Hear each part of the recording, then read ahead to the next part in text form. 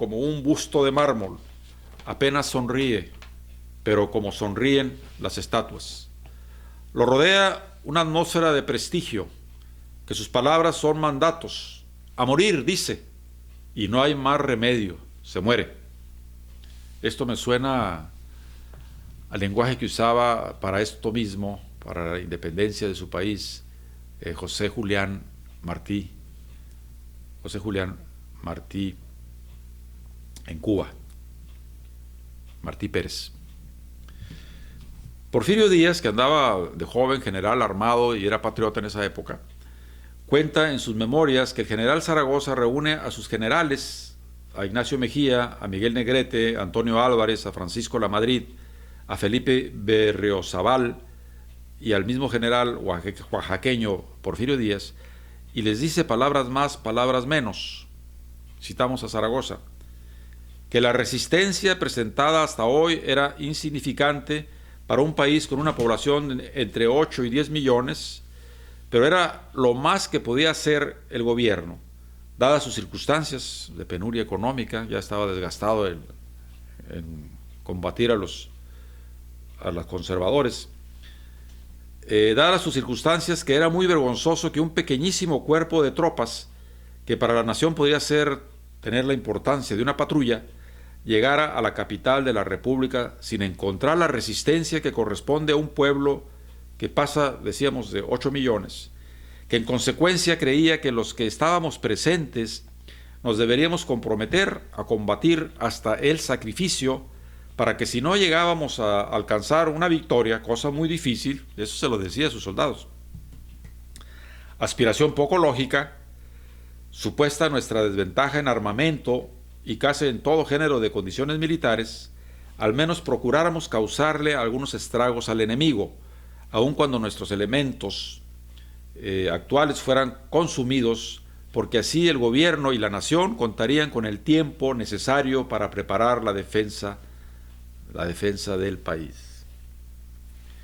Sigo insistiendo que el error de la soberbia de Lorenzés al subestimar a los mexicanos e irse por la parte más difícil para conquistar el montículo, pues fue obviamente un elemento axial para su catástrofe, su derrota, ¿no?, en la batalla de Puebla del 5 de mayo. Sin embargo, no parece ser tan mala la moral del ejército mexicano, a pesar del trágico discurso, cuando Zaragoza reporta al presidente horas más tarde, citamos a Zaragoza: el cuerpo del ejército de mi mando, ahora que se ve unido, ha recobrado todo su entusiasmo y tiene mucha confianza en sí mismo. Entre muchos otros problemas, hay escasez de fusiles y se ve obligado a que los rifles de los artilleros se distribuyan entre la infantería, o sea, los que están maniobrando los cañones. Como hay falta de fusiles y de pistolas, se las quitan para dárselas a combatientes que no las tienen, porque dicen, bueno, ellos están bien armados, no tienen un cañón, pero no pensaron que los franceses iban a llegar hasta allá. Y cuando llegaron los franceses a la cúspide, pues los artilleros no tenían armas con que defenderse más que las bolas del cañón, y con esas les aventaban a la cabeza, ¿no?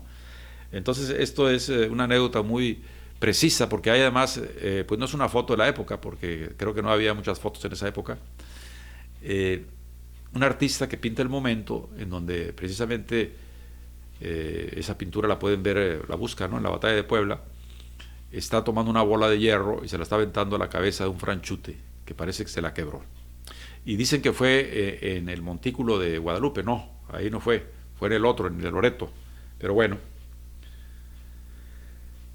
Entonces, repito esta anécdota: entre muchos otros problemas hay escasez de fusiles y se ve obligado a que los rifles de los artilleros se distribuyan entre la infantería, creyendo, según Porfirio Díaz, que aquellos estaban bastante armados con sus piezas.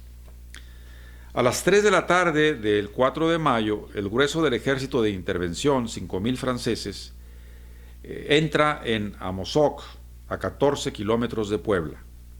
Le siguen a corta distancia un convoy de 260 carros, grandes carruajes mexicanos que cargan 34 quintales y que son jalados por 12 vigorosos mulas. Llevan café y pan para 30 días y 16 cañones y toneles de vino. Había 2 raciones por día para cada soldado, ¿no? Al fin latinos franceses. A horas de iniciar la batalla, se le asignan al general Porfirio Díaz 5 batallones de Oaxaca. 2 de ellos mermados por la explosión que decía hace un momento fue en San Andrés, la estación del Polvorín, el estallido del Polvorín. Porfirio Díaz recordará en sus memorias que, citamos, a las 2 de la mañana llegó a darnos órdenes el teniente coronel Joaquín Rivero, ayudante del mismo cuartel general. Puse mi columna en pie y seguí con ella a Rivero, quien me condujo a la ladrillera de Azcarate, que es el último edificio de la ciudad sobre el camino de Amozoc, formando ángulo con los fortines. Los fortines, Díaz ahí en la última construcción de ese triángulo de defensa. Luego Zaragoza situará a la izquierda de los oaxaqueños las brigadas de Berriozábal y le da órdenes verbales de que se forme en columna para un posible contraataque. La brigada de la Madrid a su izquierda y en el extremo de la línea que comienza en los fuertes las caballerías chinacas. Chinaco significa sin calzones o algo así, decía ayer en el programa de Netflix, ¿no? Patria, que pueden verlo si la tienen. Los chinacos eran guerrilleros del pueblo, ¿no? De las clases bajas. Esos que los vemos con pantalones acampanados y con una pañoleta amarradas en la cabeza. Fueron importantísimos en las batallas. Poco después, entre las 4 y las 6 de la mañana, Ignacio Zaragoza, ese general miope de cara aniñada, que más parecía un escribano que un oficial de caballería, recorre las líneas repitiendo un breve mensaje a gritos que a veces no se oyen. Dice, cabalgando y diciéndolo una y otra vez, ¿no? No había micrófonos en aquella época. Ellos serán los primeros soldados del mundo, pero nosotros somos los primeros hijos de México. En el programa de Netflix yo escuchaba decir a Paco Taibo, figúrate, dicho ahí a boca a grito sobre el caballo, ¿no? Pues lo escuchaban unos cuantos, ¿no? Pero los de atrás preguntaban, ¿qué dijo? ¿Qué dijo? Bueno, que ellos serán los primeros oficiales soldados del mundo, pero nosotros somos los primeros hijos de México. Como un eco se fue expandiendo entre los miles que estaban ahí, ¿no? Cómo enciende la pradera palabras así puntuales y el sentimiento del alma que se vuelve una antorcha y que no se preocupa por la vida, sino que se va a vencer o a morir. Bueno, pues inicia la batalla. Un disparo de cañón, uno solo, ha partido del fuerte de Guadalupe. Son las 9 de la mañana. El ejército francés se aproxima a Puebla entrando por la garita de Amozoc. Viene en un orden compacto.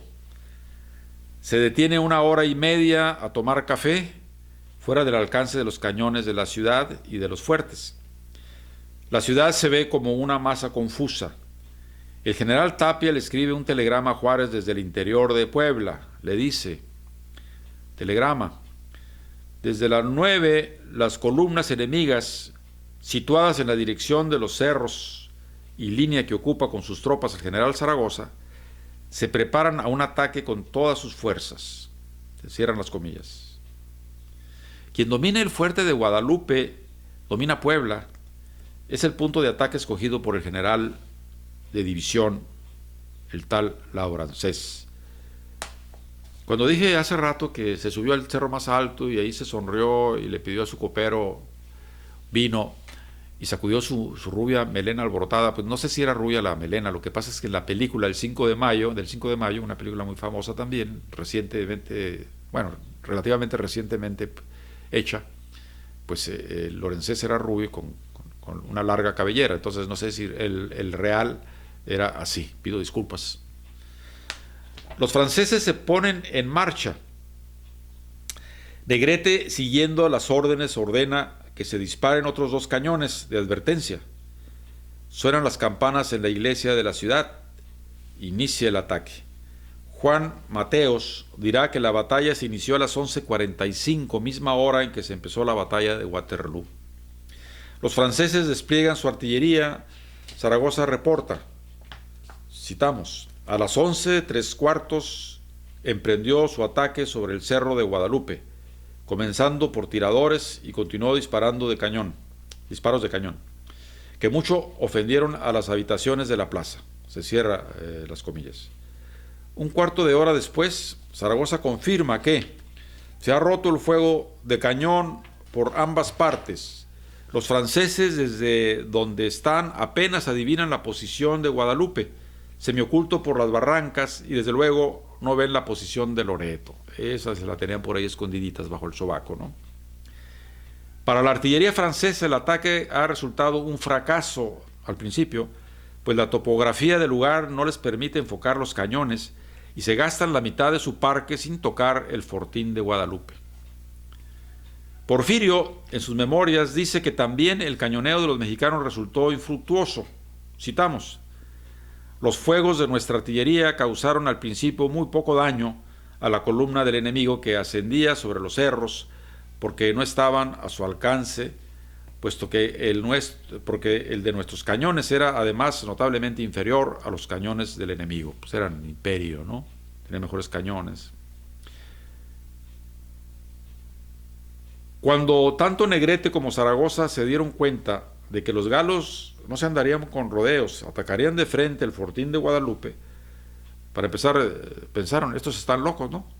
Si por ahí es donde menos van a poder entrar. Recompusieron sus columnas y las reubicaron, cambiando desde una hora antes el orden de batalla. Citamos, este ataque que no había previsto, aunque conocía la audacia del ejército francés, me hizo cambiar mi plan de maniobras y formar el de defensa, mandando en consecuencia que la brigada Berriozábal, a paso veloz, reforzara Loreto y Guadalupe, y que el cuerpo de carabineros a caballo, con los lanceros de Toluca, fuera a ocupar la izquierda de aquellos para que cargaran en el momento oportuno. O sea, se recompuso la estrategia en menos de que canta un gallo, ¿no? ¿Están los franceses locos? ¿Van a ir a chocar directamente contra los fortines? Tanta prepotencia merece castigo. Vivescu interpreta al Orancés, que piensa que la victoria depende de un golpe de audacia. Ya lo venimos contando desde el principio, ¿no? Las columnas francesas serpentean y ascienden hacia el fortín de Guadalupe. Los mexicanos disciplinados aguantan el embate y no disparan hasta que los tienen a tiro. Inclusive los atraen a una área donde los emboscan a dos fuegos. Cuando ya asoman por entre las lomas, quedan a tiro de fuerte de Loreto y de Guadalupe. Es entonces que la artillería mexicana empieza a prosperar, a causar más bajas. Vivescu, que es el cronista que traen los franceses, registra, el general Laurencés y su Estado Mayor siguen el movimiento de las tropas y se van a establecer en un punto alto para poder dirigirlas. Lo reconocen y los buscan los artilleros mexicanos y hacia allá apuntan y disparan una bala de cañón que golpea el caballo del subteniente Raúl y lo mata, que estaba a un lado de Laurencés, al menos en la película, ¿no? Aquí tenemos que imaginarnos cómo fue eso. Pero le dieron un balazo, un cañonazo al caballo y parece que también lastimó al jinete, ¿no? Y se murió. Flujos y reflujos de ambos contingentes, avanzadas y retrocesos, bajas entre ambas fuerzas, la audacia y la valentía, el arrojo de los suavos era contrarrestada por esas mismas características y acciones en el contingente mexicano. En algunas áreas, en la medianía del cerro, se luchaba cuerpo a cuerpo, los franceses con sus largos fusiles con bayoneta calada y los nuestros con machetes, que fue en gran parte el arma con la que se combatió el 5 de mayo. Figúrense. Valentía y arrojo entre ambas partes. Laurencés pensó que iba a encontrar gamos y lo que encontró fueron leones que ponían el pecho para parar la arremetida, aunque hay testimonios en que en algunos momentos la línea de los defensores flaqueó. Tal vez lo leamos más adelante, ¿no? Creo que los de Michoacán, que estaban arriba defendiendo los cañones, cuando vieron que las cosas estaban poniéndose muy, muy feas, se metieron a la iglesia, yo creo que a rezar, ¿no? Bueno, pues el comandante de ahí del sitio le dio de machetazos, de espadazos a 2 o 3, los mató, y les dijo que la cosa estaba ya siendo favorecida para los mexicanos, y bueno, los animó. No sé si por el miedo que les diera más cuchilladas, ¿no? Aquí lo va a decir más adelante. Porfirio Díaz contará: en esos momentos la infantería que defendía el fuerte de Guadalupe, que consistía en un batallón de Michoacán, que apenas tendría 1 o 2 meses de reclutado, bueno, eran novicios, ¿no? Eran reclutas. No obstante que estaba mandado por un jefe notable del ejército del coronel Arratia, abandonó las trincheras y se replegó corriendo y en desorden dentro del templo que entonces coronaba el Cerro de Guadalupe, quedando en la trinchera solo los pelotones que servían los cañones y que pertenecían a la artillería de Veracruz. La posición la siguen manteniendo los potosinos del batallón Reforma con el coronel Modesto Arreola a la cabeza, quienes chocan a la bayoneta con los suavos. Aún así, el fuerte está en riesgo y con ello el destino de la batalla.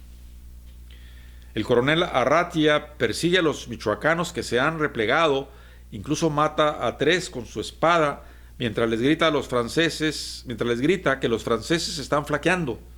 Esto reanimó a los soldados desmoralizados, los hizo salir de la iglesia y coronar de nuevo las trincheras que poco antes habían abandonado, haciendo un vivo fuego en los momentos en que las compañías del batallón Reforma de San Luis Potosí por la derecha y los batallones Tercero de Toluca y Fijo de Veracruz por la izquierda rompían los suyos, pecho descubierto y a cortísima distancia. Berriozábal cuenta, citamos: las columnas fueron diezmadas por nuestras fuerzas, puestas en completo desorden y obligadas a huir al frente de nuestros modestos soldados de México, quienes cargaron inmediatamente sobre aquellos, trabándose entre algunos soldados un reñido combate a la bayoneta que nos hizo al fin dueños del campo.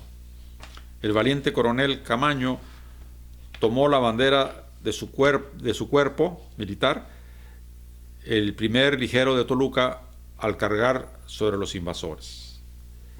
Lorenzés dirige la contienda desde el rancho de Oropesa. Ordena el contraataque.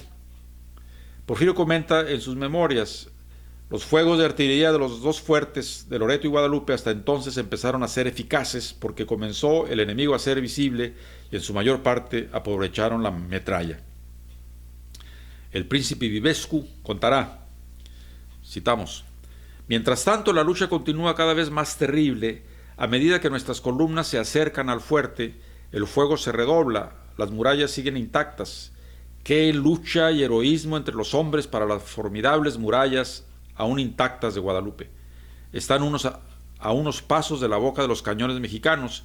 El terreno resulta infranqueable. Los franceses rebasan los fosos. Ahí se produce el combate cuerpo a cuerpo. En el fuerte de Loreto hay un cañón de 68 milímetros que causa enormes estragos en las filas francesas. Los suavos realizan un empuje desesperado y se abalanzan sobre la pieza. El artillero, sorprendido por la rapidez de la columna francesa, tiene en sus manos la bala del cañón que no alcanzó a colocar en la boca de fuego. Aparece ante él un suavo y tras este el resto del cuerpo que, una vez apoderados del fortín, levantarían la moral francesa. El artillero arrojó la bala al soldado francés que, herido mortalmente por el golpe en la cabeza, rodó al foso del parapeto. El grabado que decíamos, ¿no? El grabado que dibujó Constantino Escalante no fue una alegoría, ilustrando el momento clave del ataque francés sobre Guadalupe cuando llegaron más cerca. El suceso fue cierto, pero al parecer en el fuerte de Loreto.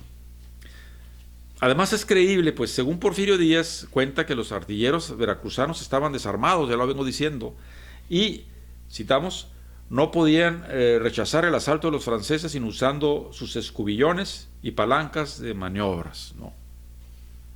Con lo que limpian el cañón y con lo que clavan la bola de plomo, con eso estaban armados.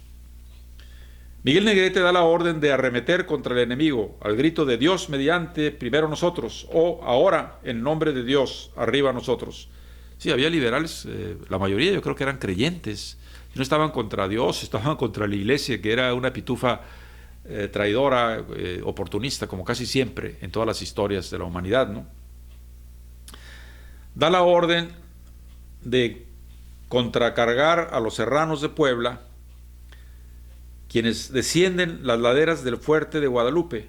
Lo que menos esperaban los franceses era ver descender sobre ellos a los serranos descalzos y con machete, y se desbandan. Negrete hablará de 300 entre muertos, heridos y prisioneros.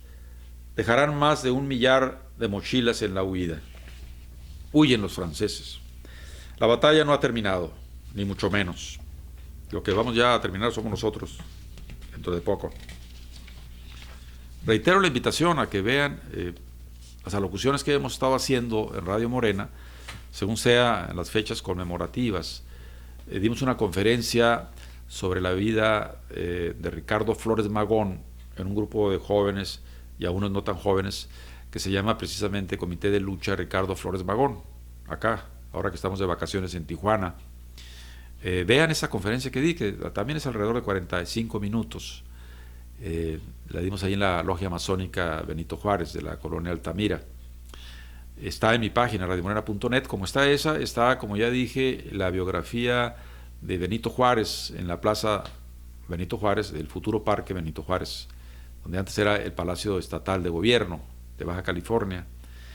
Zapata también está incluido, no lo he puesto todavía en la página, pero vamos a ponerlo el 10 de abril también, fecha conmemorativa del nacimiento de mi general Zapata. Hablamos de él, no sé si el lunes o el martes ya estará también. Esta que estoy grabando ahorita voy a tratar de subirla cuanto antes, la batalla del 5 de mayo. Los invito a que visiten mi página y que también me escriban. Mi correo es joseluisgonzalezcapitán@gmail.com, que me digan si hay algún problema técnico al entrar a mi página para corregirlo, y también su parecer sobre lo que estamos haciendo, ¿no? Creando una cultura cívica para fortalecer el alma de la nación mexicana. Seguimos. Mientras la tercera carga se está produciendo en el ala derecha de la línea mexicana, la más alejada de Loreto y Guadalupe, donde se encuentran las tropas de Oaxaca dirigidas por Porfirio Díaz. Acuérdense que lo dejaron ahí en la Ladrillera, siendo un vértice del triángulo, ¿no?, de defensa, Loreto, Guadalupe y la Ladrillera. Entonces,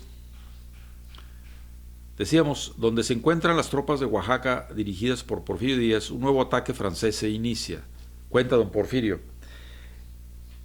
Entre las 2 y 3 de la tarde, cuando más se empeñaba el combate en los fortines, observé que una gruesa columna de infantería se dirigía a mi frente, apoyado por un escuadrón y trayendo a vanguardia una numerosa línea de tiradores que ya comenzaba a batir el batallón Rifleros de San Luis, que permaneció combatiendo en su puesto, y al emprender la retirada, según instrucciones que prevenían al caso, ya no solo era batido por los tiradores enemigos, sino que empezaban a sufrir los fuegos de la columna.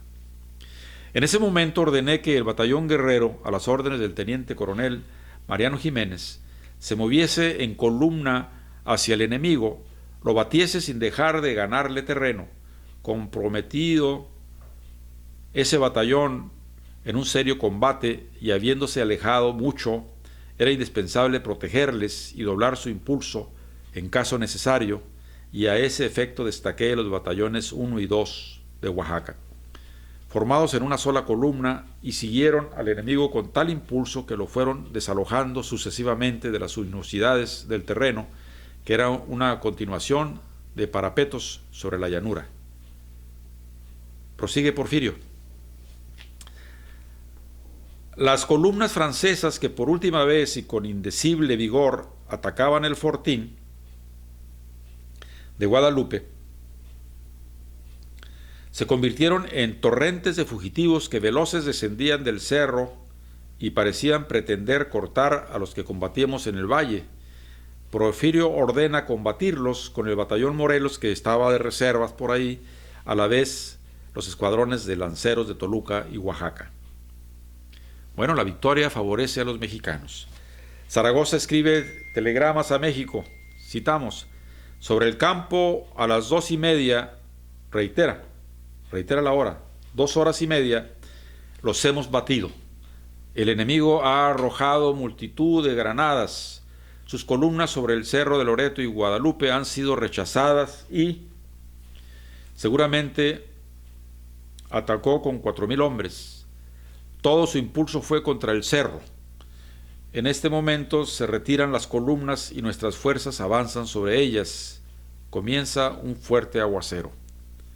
Y el joven Porfirio sigue, lo va siguiendo, y de allá de la loma Zaragoza ordena retiro, porque se estaban adentrando mucho allá donde estaba los otros 5.000 o 10.000, no sé cuántos franceses, ¿no? Los iban a copar.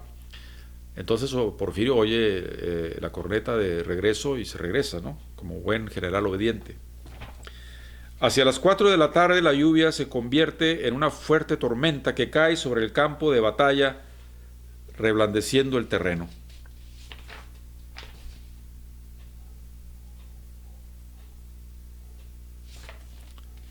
Un testigo en la Ciudad de México dirá que las noticias, citamos ese testigo en la Ciudad de México, en ese momento, habrían de caer sobre nosotros como un rayo de luz en la tormenta, iluminando la patria. Bonita la metáfora. Mientras 500 franceses dejados en el campo, mirando con los ojos que nunca se cierran, el cielo azul de Puebla. Epílogo. A las 4 de la tarde la francés ordena la retirada. Zaragoza manda un telegrama. No lo bato como desearía, porque el gobierno sabe que no tengo para ello fuerzas bastantes. Porfirio Díaz en sus memorias hará un justo retrato del ejército de Oriente. Dice don Porfirio. Ya me regañaron ahí en el grupo Ricardo Flores Magón, el amigo que me invitó, don Roberto, porque yo mencionaba a don Porfirio Díaz y dice, no le digas don, el don es una palabra de elogio, de respeto. Bueno, pues Porfirio Díaz en sus memorias hará un justo retrato del ejército de Oriente. Citamos: esta victoria fue tan inesperada que nos sorprendimos verdaderamente con ella, y pareciéndome a mí que era un sueño, salía en la noche al campo para rectificar la verdad de los hechos con las conversaciones que los soldados tenían alrededor del fuego y con las luces del campamento enemigo. Bueno, pues esta es mi contribución dentro de mi radio, que es una radio cívico-político-cultural, el esclarecimiento de cómo se dan las cosas. La guerra es un monstruo grande y pisa fuerte, dice la canción de León.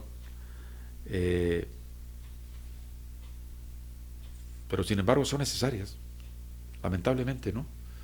No podemos hablar ahora de la guerra entre dos países capitalistas. Decía cuando hablaba alguna vez de la Segunda Guerra Mundial, refiriéndome a Alemania, de que cuando la perra es brava, hasta los de casa muerde, ¿no? Combates entre países capitalistas, ahora mismo que